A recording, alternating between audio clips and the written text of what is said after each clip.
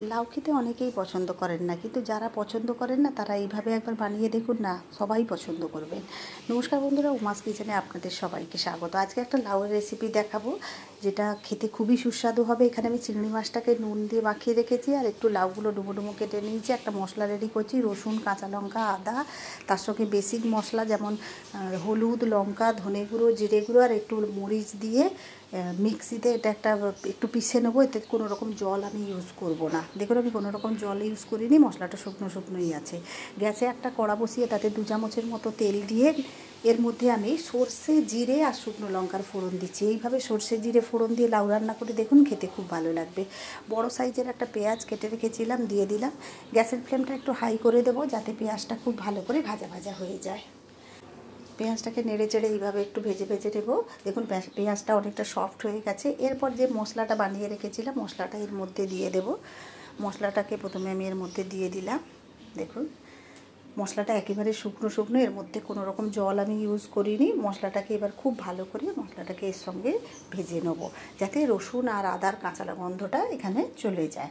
আর লঙ্কাটা আপনারা দেখে দেবেন, যেমন ঝাল খান সেই হিসাবে কাঁচা লঙ্কাটা কম বেশি করে নেবেন। যেহেতু আমি এখানে মরিচ ইউজ করেছি, লঙ্কা গুঁড়ো ইউজ করেছি।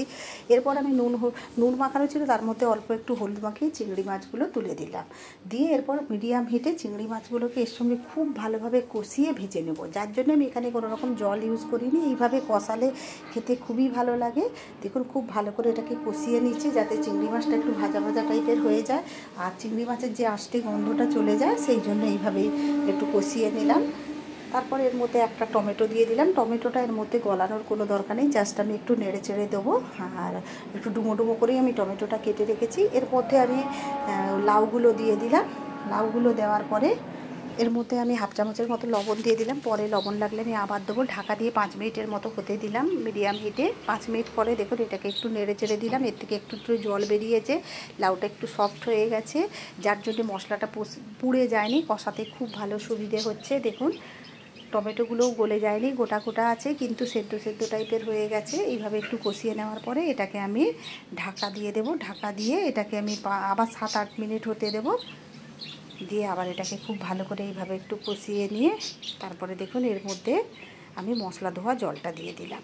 জলটা দেওয়ার পরে এটাকে আবার একটুক্ষণ নেড়ে চেড়ে দেবো। দেওয়ার পরে এর মধ্যে আমি আরও কিছুটা জল দেবো, যেহেতু আমি এটা ডালনা ডালনা টাইপের বানাবো।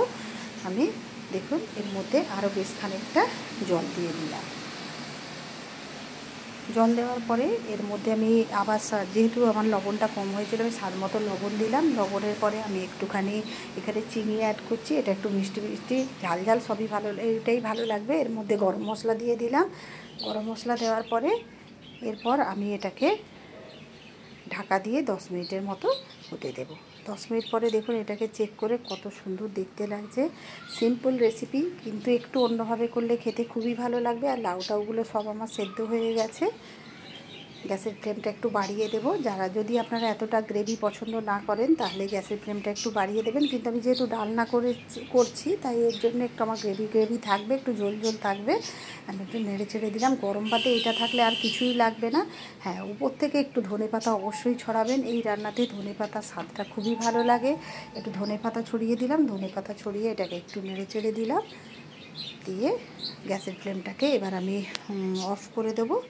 দিয়ে এটাকে কিছুক্ষণের জন্য একটু গ্যাসের ফ্লেমটাকে অফ করে দিয়ে এটাকে ঢাকা দিয়ে রেখে দেবো, যাতে ফ্লেভারগুলো সব মিশে যায়। চলুন তাহলে গরম ভাতে এটাকে সার্ভ করে দেওয়া যাক। আপনাদের কেমন লাগলো অবশ্যই কমেন্ট করে জানাবেন। যদি ভালো লাগে একটা লাইক দেবেন।